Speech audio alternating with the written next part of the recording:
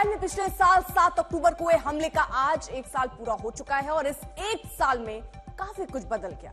खास तौर पर मध्य पूर्व में हालात महायुद्ध जैसे हैं। एक तरफ इजराइल है तो इजराइल के सामने मोर्चे पर फिलिस्तीन है, लेबनान है, यमन है, ईरान है। इजराइल ने अपने दुश्मन देशों के खिलाफ मोर्चा खोल रखा है। वहीं गजा और लेबनान से इजराइल पर भी पलटवार जारी है। 7 अक्टूबर के हमले की बरसी के बीच गजा पट्टी से दक्षिणी इजराइल पर 4 रॉकेट दागे गए।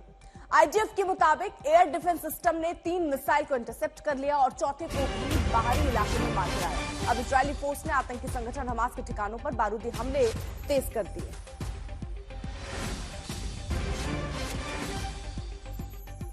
तो बरसी के बीच गजा में से इजराइल पर दागे गए हैं मिसाइल और लगातार ये युद्ध जो है वो बढ़ता हुआ ही नजर आ रहा है। 4 मिसाइल दागे गए, सभी हालांकि इंटरसेप्ट कर लिए गए। इजरायली सेना ने फिर गजा में हमले अपने तेज कर दिए।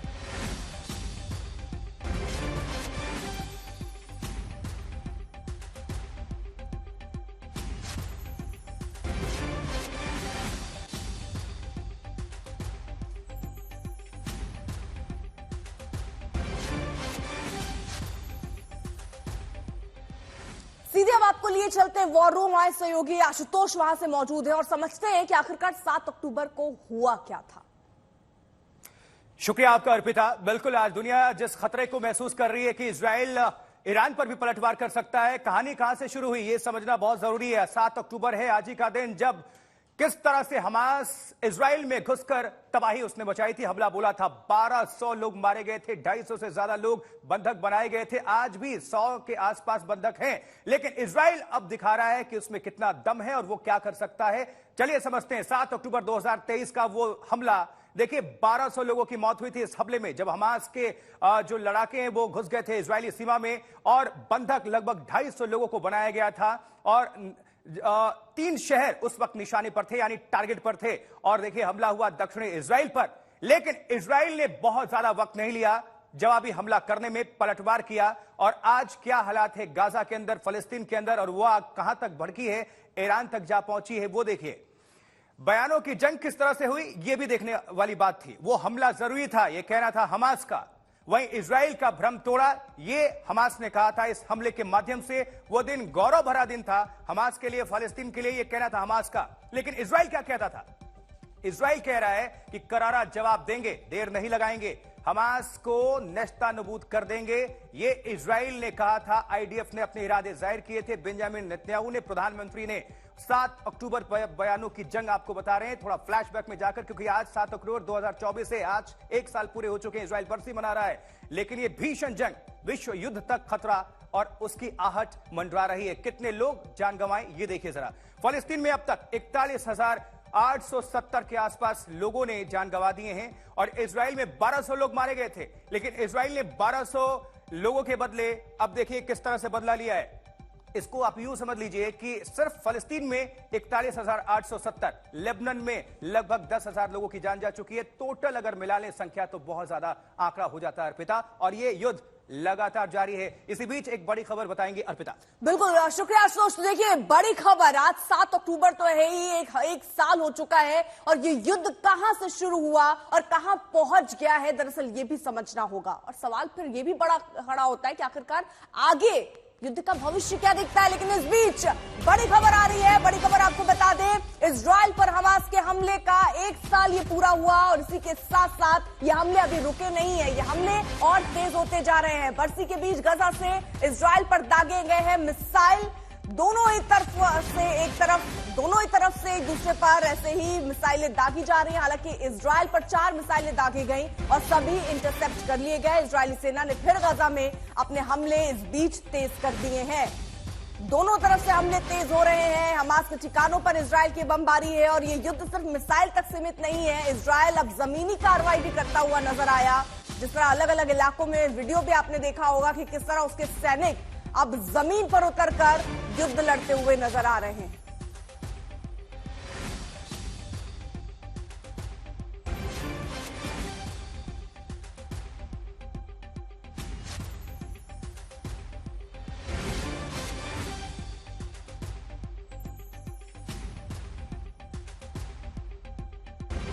तो हर अपडेट अपडेट देखिए हम आप तक पहुंचा रहे हैं। वॉर रूम भी तैयार है, जहां पर आशुतोष हमारे साथ, हमारे सहयोगी आशुतोष चतुर्वेदी मौजूद हैं। वहीं बेरूत आपको ले चलते हैं वॉर जोन में, ग्राउंड पर, जहां पर आशुतोष मिश्रा हमारे साथ, हमारे सहयोगी मौजूद हैं। आशुतोष, आप ग्राउंड पर है, क्या देख पा रहे हैं? 1 साल ये पूरा हुआ है, लेकिन ये हमले और तेज हैं, जमीनी कार्रवाई भी शुरू हो चुकी है, ये युद्ध आगे की तरफ ही बढ़ रहा है। इस समय लेबनान में 7:37 हो रहे हैं और एक अपडेट बता दूं, अभी मेरे पास हिजबुल्लाह का जो कम्युनिकेशन ग्रुप है, मैसेज आया 6:55 पर सोमवार को उन्होंने इसराइल का, जो कि नॉर्दर्न इसराइल का इलाका है, वहां उन्होंने मिसाइल से हमला किया। वो कह रहे हैं कि गजा के समर्थन में और खासकर फिलिस्तीन के समर्थन में और लेबनान के लोगों के पक्ष में ये हिजबुल्लाह का औपचारिक बयान है, जो उन्होंने कहा 6:55 पर उन्होंने फिर मिसाइल दागे हैं। यानी लगभग उसी समय पर जब आपको उत्तरी इसराइल में उस समय तमाम अलार्म मिल रहे होंगे, उस समय एयर सायरन रेट बजी होगी। लेकिन हाँ, यहाँ पर जहां पर मैं हूँ इस समय, यहाँ से दरअसल बेरूत का अगर साइज आप देखेंगे तो बहुत ज्यादा नहीं है। मैं जहां हूँ ये सबसे सुरक्षित इलाका है और यहाँ से आगे जैसे हम दक्षिण सबर्ब की ओर बढ़ेंगे, दरअसल खतरा वहां शुरू होता है, क्योंकि बेरूत और लेबनान का ये जो इलाका है, ये दरअसल यहाँ स्थानीय सिविल गवर्नमेंट है उसके साथ चलती है। लेकिन जैसे आप थोड़ा आगे दक्षिण की ओर बढ़ते हैं, वो पूरा इलाका हिजबुल्लाह के नियंत्रण में है। वहां हिजबुल्लाह की एक पैरेलल सरकार चलती है। लिए जो है इजराइल ने उन तमाम ठिकानों को चिन्हित किया जहां वो हमला करना चाहता था। उन्होंने उसके इंफॉर्मेशन डिपार्टमेंट को निष्क्रिय किया। सबसे पहले जो टॉप कमांडर्स मारे गए, इस युद्ध में बना सकता था, उसको इजराइल के इंटेलिजेंस ने चिन्हित किया। अब दरअसल हो क्या रहा है, कहीं ना कहीं ये संभावना थी कि जो सीरियन रिफ्यूजी यहाँ रह रहे हैं वो मुखबिर हो सकते हैं। तो ये जब पता चला हिजबुल्लाह को, तो उन्होंने तमाम दक्षिण में रहने वाले जो सीरियन रिफ्यूजी हैं उनको अब भगा रहे हैं। कह रहे हैं आप देश छोड़ करके जाइए, उनको सीरिया बॉर्डर की ओर से उन्हें वापस भेजा जा रहा है। यानी इजराइल के पास इंटेलिजेंस है, उसे ये पता है कि कहाँ से खतरा हो सकता है, तो वो उन इलाकों पर हमला कर रहा है। लेकिन जाहिर है, जब भी कहीं पर किसी युद्ध की नौबत आती है तो खामियाजा मासूमों को भी भुगतना पड़ता है। तो इसमें कहीं न कहीं स्थानीय लोगों की जो कैजुअलिटी है वो बहुत ज्यादा बड़ी है। बच्चे, महिलाएं, बुजुर्ग, जिन इलाकों में बमबारी हुई है वहां इमारत में रहने वाले दूसरे लोगों को भी काफी जो है नुकसान हुआ है, संपत्तियों को नुकसान हुआ है। एक सबसे महत्वपूर्ण बात यह है, स्पेस बंद कर दिया। मैं जिस फ्लाइट से लैंड हुआ वो लगभग 3 घंटे लेट थी और वो आखिरी फ्लाइट थी। और बेरूत, मतलब जिसे कभी एक समय में जो है पेरिस कहा जाता था मध्य एशिया का, और वहां पर आप देखेंगे कि वहां पर इक्का दुक्का लोग थे। कुल मिलाकर के 200 की क्षमता वाली जहाज में मुझे 60-70 लोग दिखे और पूरा एयरपोर्ट सन्नाटा था। वहां कोई, एक इमिग्रेशन डिपार्टमेंट 2-4 लोग बैठे हुए थे और भी आप सड़कों पर देखेंगे तो ये वीआईपी इलाका है, लेकिन बहुत ज्यादा चहल पहल नहीं है। सुबह होने के बाद जहां तमाम सक्रियता 7:30-8 बजे शुरू हो जाती थी, वहां है तो लोगों में एक तो आशुतोष, एक बार फिर से ग्राउंड की अपडेट आपसे लेंगे, लेकिन युद्ध अपडेट जरा ले लेते हैं। हमारे सहयोगी वॉर रूम में आशुतोष मौजूद है। आशुतोष। बिल्कुल अर्पिता, निश्चित तौर पर दुनिया में आज विश्व युद्ध का अगर खतरा मंडरा रहा है, आहट इसकी सुन रही है दुनिया, तो उसके पीछे फ्लैशबैक में जाना होगा और यह जानना होगा, बताना होगा कि हुआ क्या था। 7 अक्टूबर 2023, तारीख याद करिए, वो काला दिन इजराइल के लिए। हमास आतंकवादियों का हमला होता है बिल्कुल फलस्तीन के अंदर से और इजराइल सरहद में वो दाखिल होते हैं। ऊपर पैराशूट का भी इस्तेमाल किया गया, जमीन से भी इस्तेमाल किया गया और बहुत सारे लड़ाके आए। देखिए, म्यूजिकल फेस्टिवल चल रहा था, उस पर अटैक होता है। बहुत सारी वहां पर जनता थी इजरायली जो कि फेस्टिवल सेलिब्रेट कर रही थी और 1200 लोग मारे गए थे इस हमले में। 250 लोग बंधक बनाए गए थे, जिसकी तस्वीरें दुनिया ने देखी थी। हमास के लड़ाके लेकर गए थे, 1200 से ज्यादा मौतें हुई थी। इजराइल आग बबूला था, अफरा तफरी हो गया दुनिया भर में। 7 अक्टूबर की बरसी, इजराइल का बारूदी ये बदला और देखिए जरा किस तरह से मोर्चेबंदी की इजराइल ने। लगातार ताबड़तोड़ प्रहार कर रहा है। आज 1 साल हो गए, लेकिन अभी थमा नहीं है। इजराइल लगातार स्ट्राइक कर रहा है, चाहे एयर स्ट्राइक हो या जमीनी हमले हो। ये आपको दिखा रहे हैं कहां कहां टारगेट किया उसने। फलस्तीन सबसे पहले, हमास पर हमले और अब भी जारी हैं। बरसी के दिन भी ताबड़तोड़ प्रहार कर रहा है इजराइल। फलस्तीन से इसकी शुरुआत हुई, हमास से, और फिर लेबनान, दूसरा मोर्चा लेबनान पर। लेबनान की कहर बनकर टूटा है इजराइल। बेरूत सबसे ज्यादा नुकसान वहां पर पहुंचाया गया है और उसके बाद से ईरान अभी खतरे में है और वो डर भी रहा है। आशंका है कि कहीं पलटवार ना करे इजराइल। और चौथा यमन, ये चौथा मोर्चा, यानी एक साथ कई मोर्चों पर 5 मोर्चे हैं, अभी चौथे की बात कर रहे हैं। यमन पर चौथा मोर्चा और यहां भी विद्रोहियों पर टारगेट कर रहा है इजराइल। चाहे एयर अटैक की बात हो या फिर जमीनी अटैक हो, हर तरफ से घेर रखा है इजराइल ने। 5 मोर्चों पर एक साथ युद्ध में अपने आप को साबित कर रहा है। लेकिन अभी हालात किस कदर आगे बढ़ रहे हैं और जानकारी देंगे। वापस चलते हैं अर्पिता के पास। तो फिलहाल आपको बता दें, जिस तरह ये पूरी घटना घटी और उसके बाद से हालात दिन ब दिन और बदतर होते ही जा रहे हैं, युद्ध बढ़ता ही जा रहा है। बेरूत से आपको एक और रिपोर्ट अपने सहयोगी अशरफ वानी की दिखा देते हैं, क्योंकि हमारे सहयोगी न सिर्फ वॉर रूम में हैं, वॉर जोन में भी हैं और अपडेट पल पल की आप तक पहुंचा रहे हैं। तो ये रिपोर्ट देखिए बेरूत से। की रात थी, 5 घंटे के भीतर इस्राएली सेना ने एक के बाद एक 30 हमले इस शहर के सबसे गुंजान वाले इलाके में किए हैं। आप अभी भी देख सकते हैं सड़कों की क्या हालत है और धमाके जो हैं मेरे पीछे लगातार हो रहे हैं। अब यहाँ पर जो इस सड़क को बंद कर दिया गया है और इसके पीछे जो है, क्योंकि किसी भी क्षण जो है इजराइल की तरफ से यहाँ पर और एक जो है धमाका हो सकता है, क्योंकि 12 बजे रात को यहाँ पर इजरायली सेना ने इस पूरे इलाके में लोगों को SMS और व्हाट्सएप संदेश भेजे थे कि इस पूरे इलाके को, जो कि दक्षिणी बेरूत का सबर्ब इलाका है, इसको खाली किया जाए। यहाँ पर कुछ ठिकानों को निशाना बनाना है और एक के बाद एक करीब 30 मिसाइल जो हैं वो इस पूरे क्षेत्र में, जो शहर का सबसे गुंजान वेस्ट इलाका है, वहाँ पर स्ट्राइक से की गई। अंदर की तरफ क्योंकि वहाँ पर अभी भी धमाके हो रहे हैं, ब्लास्ट हो रहे हैं, इसलिए वहाँ पर नहीं जाया जा सकता है।